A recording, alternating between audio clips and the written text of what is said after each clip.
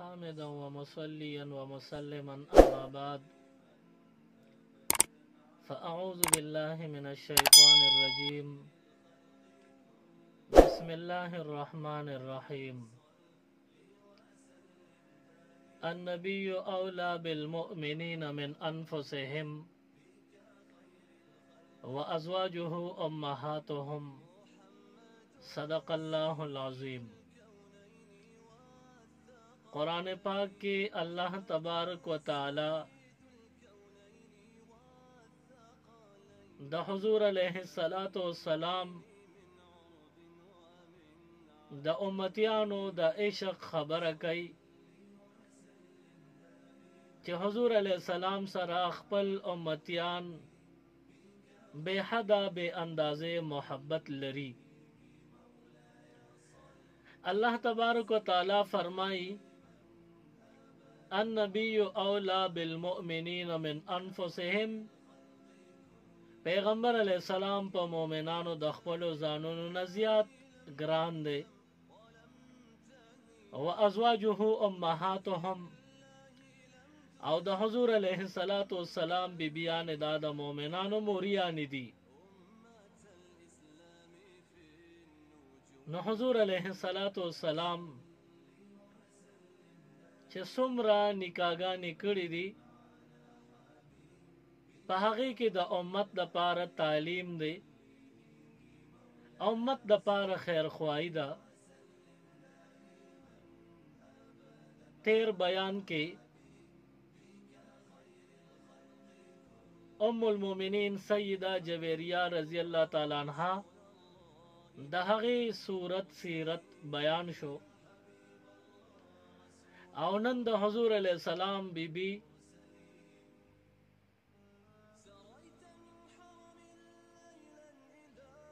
उम्मे हबीबा रजी अल्लाह ताला अन्हा दा दहगी तज़किरा बकीगी।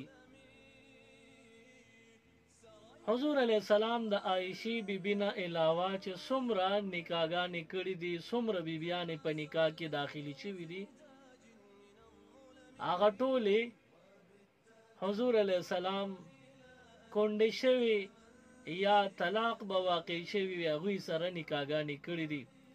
यो आयशा सिद्दीक़ा रज़ी अल्लाह ताला अन्हा दासी बीबी वा चे दा न कोंड वा और न ये तलाक शवे दा द हुजूर अलैहिस्सलाम सरा दा से पे निकाह शवे वा।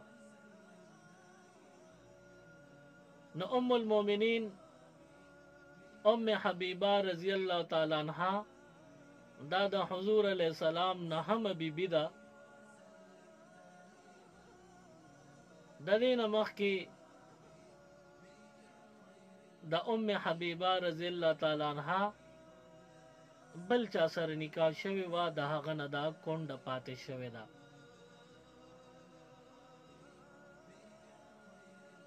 उम्मे हबीबा रजी अल्लाह ताला अन्हा दादा अबू सुफियान रजी अल्लाह ताला अन्हो लुरवा। और ददे खपल नुम उम्मे हबीबा न दे बल्कि ददे खपल नुम किताबुनो रमला खौदल दे। ददे खपल नुम रमला हो, रमला ददे खपल नुम दे।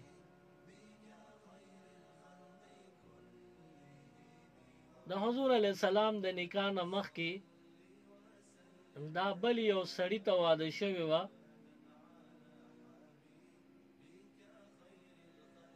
और आगा सड़े दागनुमो उबैदुल्लाह बिन जहश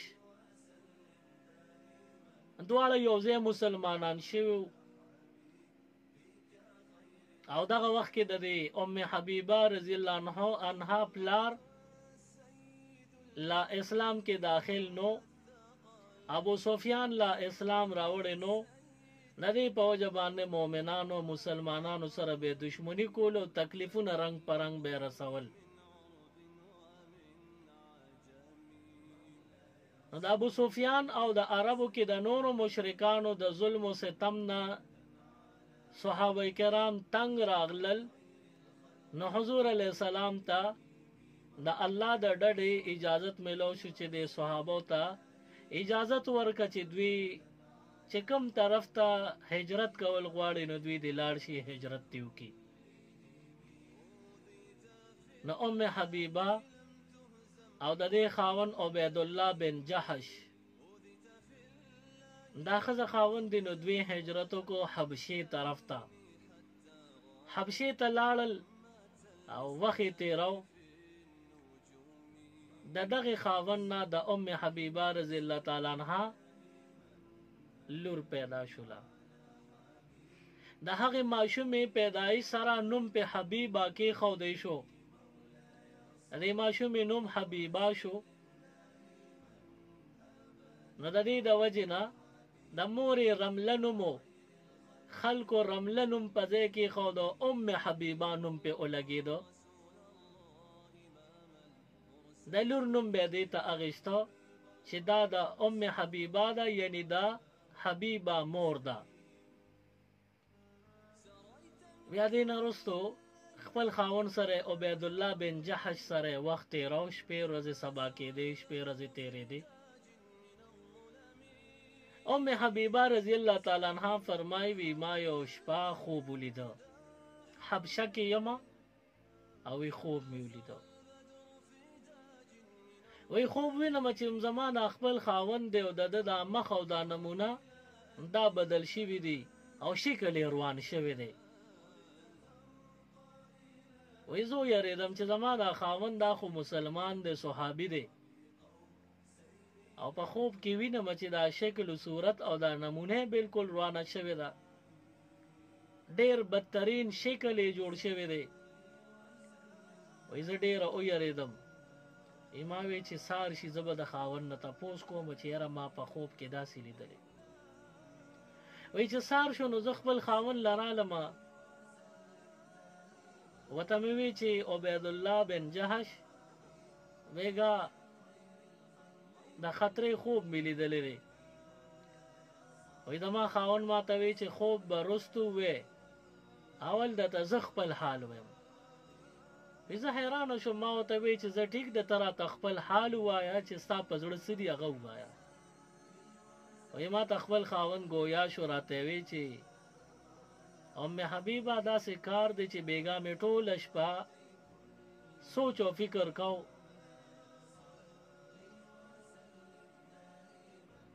چې زه مسلمان شوم، اسلام کې داخل شوم، خو العیاذ بالله دا اسلام ما ته برحق دین نه ښکاري. د حضور علیه السلام دا دین مې نه دی خوښ. د دې د وجې زه مخکې عیسایي وم او عیسایت مې ډېر خوښ دی او حق دین راته ښکاري، نو زه به واپس عیسایت ته لاړ شم. ام حبیبه رضی الله تعالی عنها فرمایي وی زه ډېره پریشانه شوم او یریدم چې یو صحابي څنګه دا خبره کوي چې دی مسلمان یو بیا کفر ته اوړي. وای ما ورته وویل چې والله العظیم بیګا مې په خوب کې داسې لیدلې لکه دا تا چې کومې خبرې وکړې، خوب کې مې داسې ولیدی چې ستا ښکلی شکل او ناګانه ته بدصورته شکل جوړ شو، ناخوښه او مکروهه شکل ته جوړ شو، ستا دا شکل روان شوی په خوب کې. د دې دا مطلب دی چې ته د اسلام ښکلي دین نه ځې خراب دین ته، ته کفر ته اوړې مرتد کېږي، نو داسې مه کوه. وی که زه شم او که خاوند مې شو، خو ما خاوند دې ته تیار نه که چې دې توبه وباسي. هغه مخه کفر ته واوړېده، مرتد شو. او چې مرتد شو نو لاړه، د ورځې شروع وه، سهار ټیم دی، اسلام نه واوړېده، مخې واړو، شرابو ته لاندې ورته شراب څکلې شروع کړل. وای په دغه ورځ باندې دومره ډېر شراب یې وڅکل چې د شرابو د ډېر څکلیوالي د وجې نه، د ډېرو څکلو د وجې نه بېهوشه شو او د نشې په حالت کې تسا ووته، مردار شو، مړ شو. په دغه ورځ باندې کفر ته واوړېده، مرتد شو او بیا په نشه کې مړم شو. وای زه ډېره خفه وم. په دې نوم خفه چې د یو مرتد مړ شو، په دې خفوم چې زما خاوند دی او هغه بېدینه شو، په دې ډېره خفوم. شپې ورځې سبا کېدې، وایي زما د عدت ختمېدو ته یو څو ورځې وې. د دې خاوند د مرګ نه وروستو زما عدت چې ختمېده، وایي لږې ورځې وې. د عدت په ختمېدو کې لږ وخت او شپه و ما خوب ولیده. وایي خوب مې داسې ولیده چې په یو لاره باندې روان یم او ما ته آواز د یو طرفه وشو چې ای د مؤمنانو مورې. وایي چې دا آواز وشو، هر طرف ته مې ورپسې وکتل، څوک مې ونه لیدل چې دا څوک و چې ما پسې آواز وکړو. صرف دومره آواز راته وشو چې ای د مؤمنانو مورې. او د دې خوب نه پس زه راویښه شوم چې سترګې مې غړې شوې، بیداره شوم. وایي د دې خوب مې دا تعبیر ځان له وویسته چې د مؤمنانو مور دا خو صرف او صرف هغه زنانه کیدی شي کومه چې د حضور په نکاح کې داخله وي. د خوب تعبیر مې ځان له ښکلې وویسته، ما وی چې که خیر انشاءالله هغه ورځې را لنډې دي چې حضور علیه السلام سره به زما نکاح کېږي. وایي چې څنګه زما د عدت ورځې شپې ختمې شوې، د عدت ورځې تیرې شوې،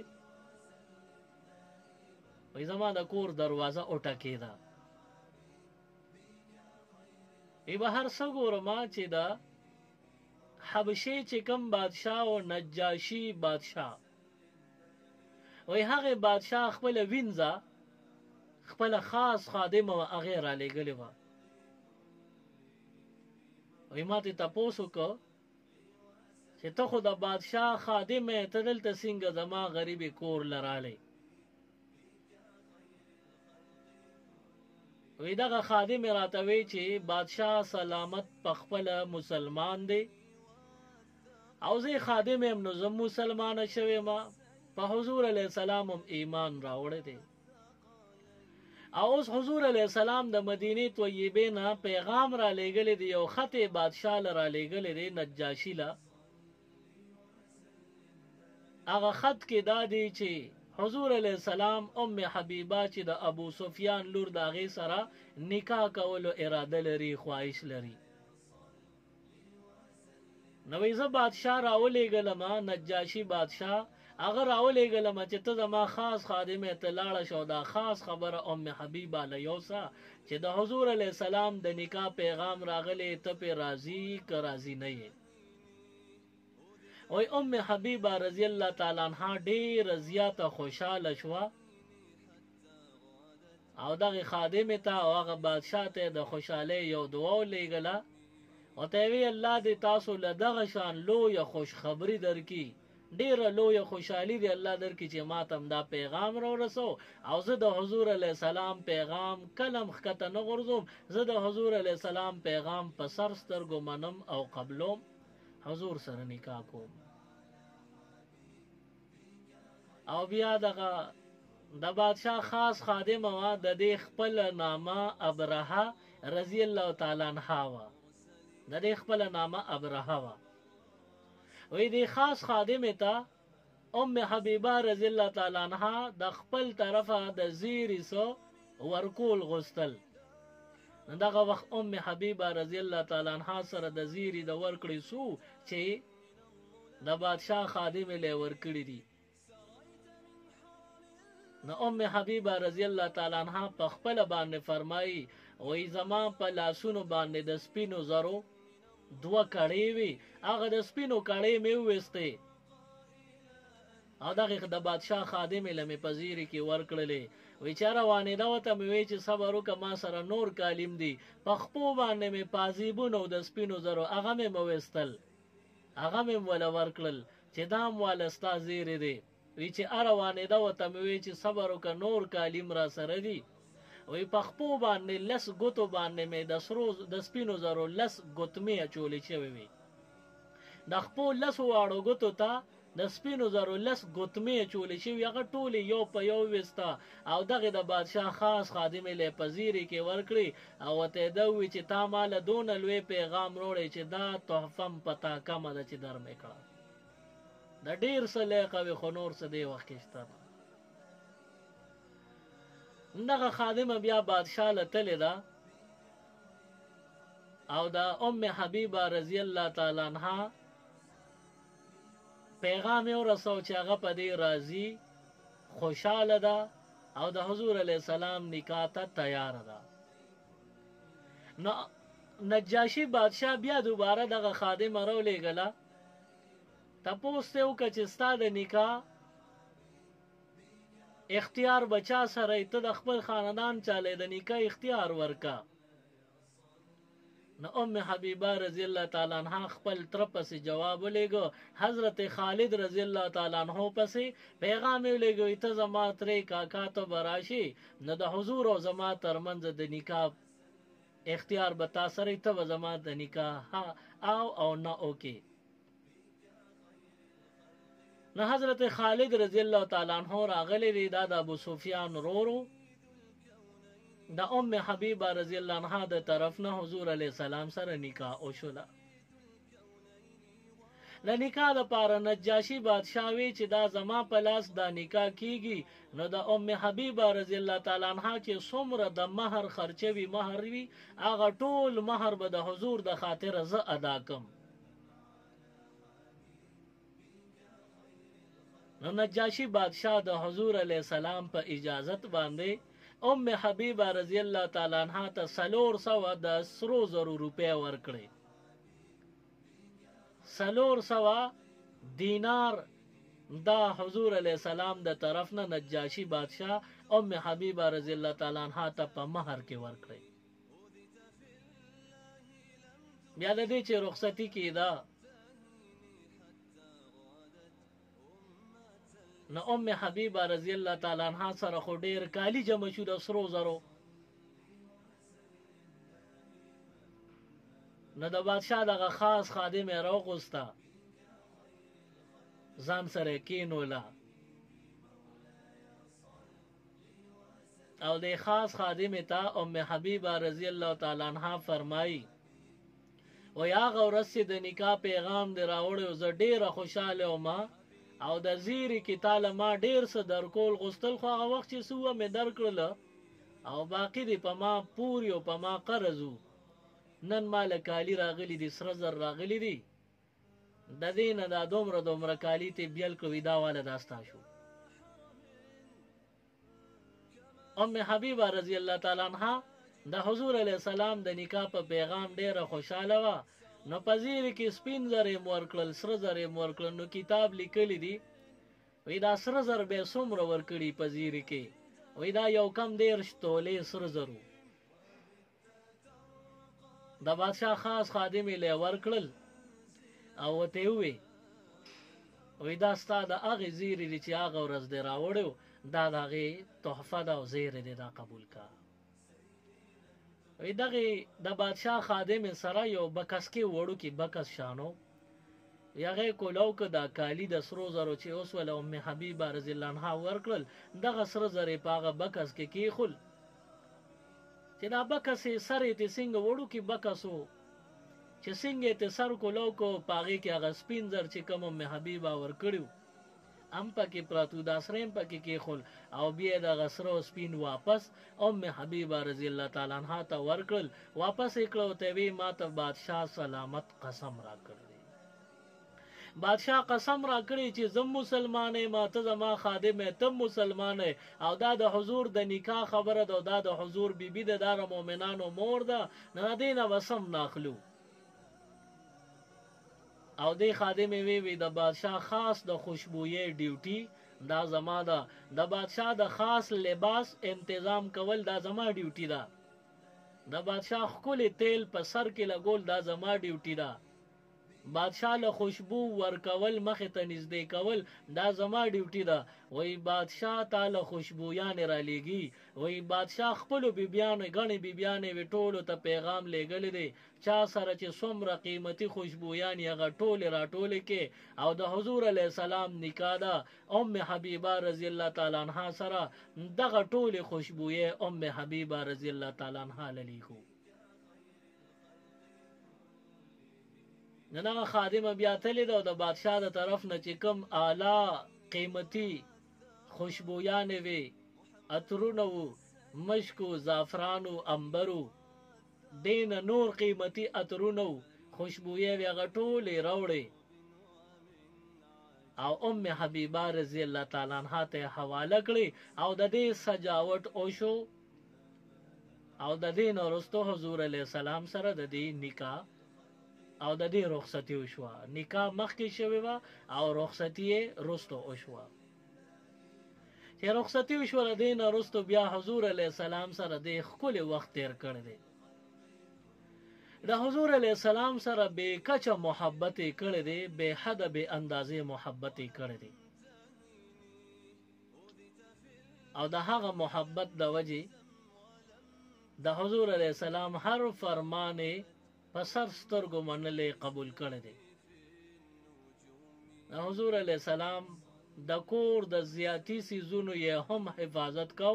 وی دا د الله د محبوب د کور سامان دی د دې به تاوان نه کو نقصان به پکې نه کو د دې به ادب او احترام کو. یو ځل د دې پلار ابو سفیان د شام نه مدینه منورې ته را روانو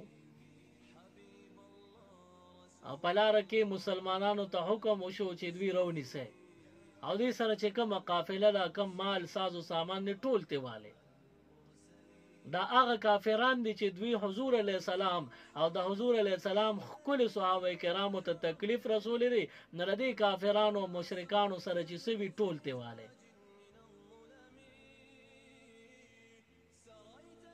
نو دغه مسلمانان ووتل قافله یې ودروله.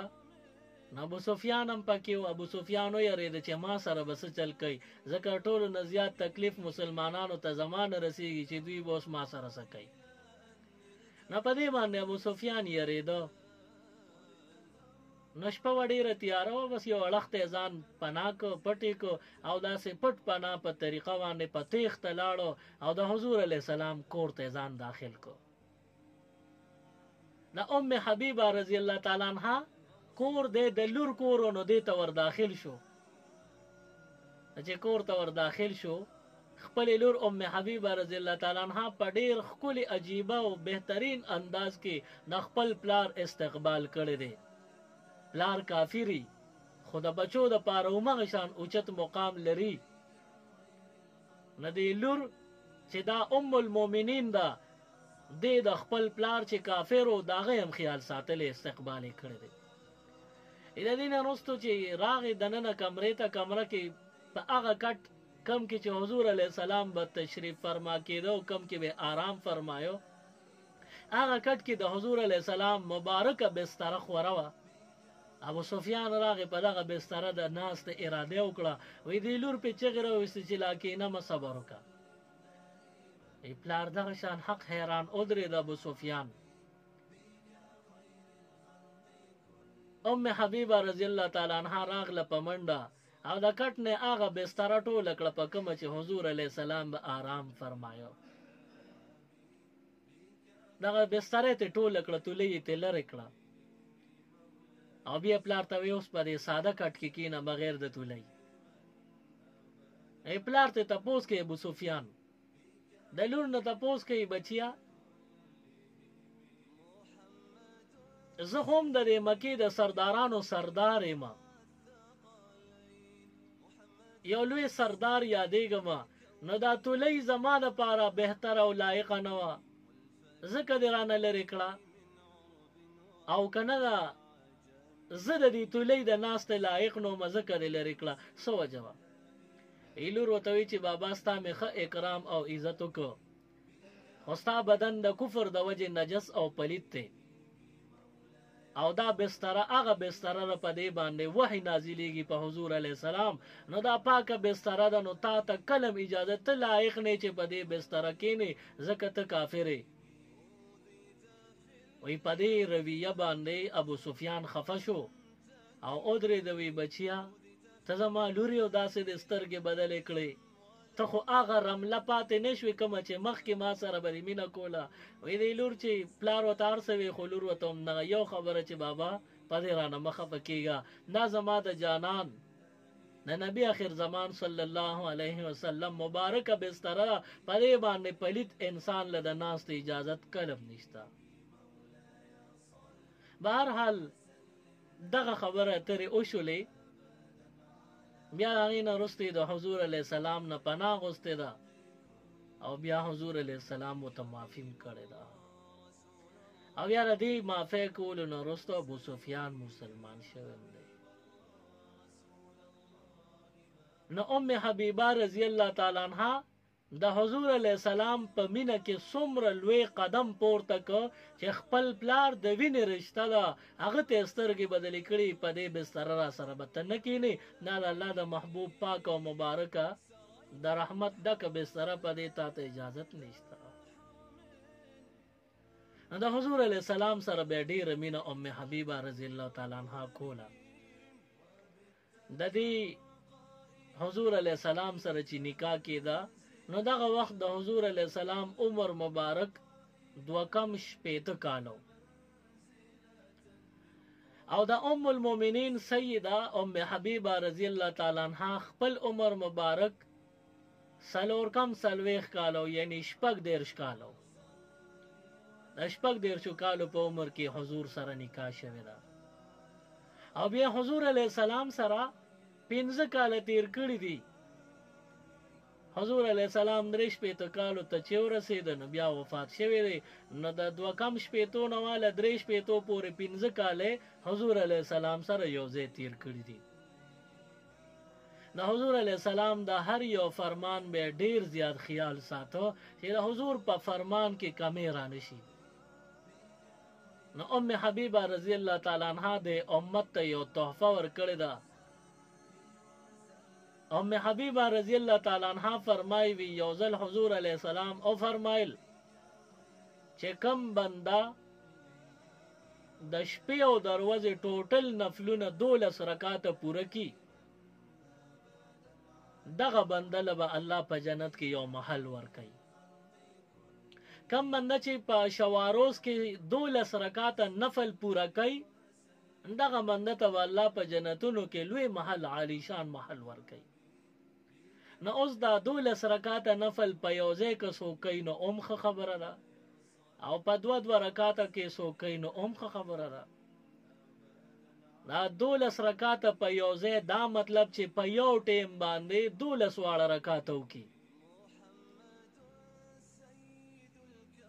او که په لږه لږه کوي، مثال په طور ساري د اشراق په ټیم کې ته څه نفلونه وکړي، ماسپښین مونځ سره څه نفلونه وکړي، ماښام مونځ سره څه نفلونه وکړي، شپه کې تهجد هم وکړي او 12 رکعاته پوره کړي. نو که په لږه لږه که په یو ځل ورته بنده انخلي او نفل کوي، نو چې شواروز کې 12 رکعاته کم مؤمن بنده نارینه زنانه پوره کړل، الله به د دغه 12 رکعاتو په بدل کې په جنت کې عالی شان ښکلی محل ورکوي.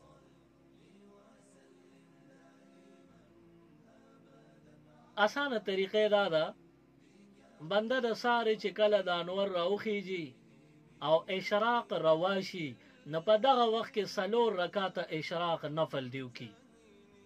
چا چې د اشراق نفل وکړل نو الله به ولا د قبول شوی حج او د قبول شوی عمره ثواب ورکی. او ورپسې 4 رکعاته خو د اشراق وشو، ورپسې بیا د ماښام 6 رکعاته اوابین دی وکي. د 6 رکعاته اوابین حدیث کې راغلی چا چې وکړل الله ولا د 12 کاله مسلسل قبول شوی عبادت چا کړی داغي ثواب ورکړي. 12 کاله مسلسل چې څوک عبادت وکي او قبول شي داغي عمره ثواب، ماښام چې چا 6 رکعاته اوابین وکړل پاغي ملاوي. نصار سلور رکاته اشراق شو، ماخام شپږ رکاته اوابین شو، نه دا ټول 10 رکاته شو. او ماسخوتن مونږ نه پس چې ودکیږي بندنو یو 2 رکاته نفل دیو کی، نو ټول 12 رکاته شو. اوس دا چا چې شواروز کې 12 رکاته پوره کړ، الله بوله په جنت کې عالی شان محل او عالی شان مقام ورکړي. نو ام حبیبه رضی الله تعالی عنها د حضور علیه السلام دا پیغام دی امت ته رسول دی، دا د دې د طرف نه تحفه او ډالۍ د امت ته ورکړی شوی ده. دی به د حضور علیه السلام د هر یو فرمان ډیر خیال ساته. کله چې ابو سفیان مسلمان شو، د اسلام کې داخلېدو نه وروسته زندگی تیرول او اخر کې وفات شو. ابو سفیان چې وفات شو، نو ام حبیبه رضی الله تعالی عنها د خپل پلار په وفات د پلار مرګ له لاړه او الته خپل چې څومره خفګان و هغه ظاهر یې که خپل خفګان یې وکړو. 3 شپې ورځې چې تېرې شوې، نوې قیمتي خوشبو یې راواغېسته، په خپل مخ مبارک رخسار باندې پورې کړه، په خپلو ویښتو په سر مبارک یې پورې کړه، په خپل بدن یې پورې کړه، په لاسونو یې پورې کړه، ځان یې معطر او خوشبودار کو او حضور علیه السلام سره به ناسته وه او وی فرمایل، وی حضور علیه السلام فرمایلی دی چې هغه زنانه چې هغه د 3 ورځو نه زیات د چا په غم کې غم کوي، خفګان کوي، وی دغې دپاره دا حلال نه دي چې دا خفګان وکړي. هغه زنانه چې په الله او په رسول ایمان وي، هغې دپاره دا کلم جیز نه دي چې د چا په خفګان باندې د 3 ورځو نه زیات غم وکړي. وی زما پلار وفات شوی دی، نو ما په غم او خفګان وکړو، خو د 3 ورځو نه پس مې خوشبو استعمال کړه، دې دپاره چې د حضور په دې حدیث باندې عمل وکړم چې د 3 ورځو نه زیات به غم نه کوي. مګر که د ښځې خاوند وفات شي، نو خاوند یو ډېر لوی نعمت او د الله تحفه ده. نو خاوند چې وفات شي، نو د ده په غم باندې 4 میاشتې او 10 ورځې که ښځه غم او خفګان او سوګ مناوي، نو دغه شریعت اجازت ورکړی ده. نو ام حبیبه رضی الله تعالی عنها د حضور علیه السلام سره بیکچا مینه محبت او د هغې مینې محبت زندگی تیرېده. د هر فرمان به خیال ساته، حضور علیه السلام د آرام به خیال او لحاظ ساته چې ته تکلیف ورته ونه رسي. بیا حضور علیه السلام سره 15 کاله د مینې محبت زندگی تیره کړې ده او د دې نه وروسته بیا ام حبیبه رضی الله تعالی عنها د حضور علیه السلام په نوم باندې د هغوی په کور مبارک کې ناسته ده او 2 کاله عمر چې کله برابر شو 44 هجری کې ام حبیبه ام المؤمنین رضی الله تعالی عنها وفات شوله. تاسو ټول وایئ انا لله و انا الیه راجعون. سبحان ربك رب العزة عما يصفون وسلام على المرسلين والحمد لله رب العالمين.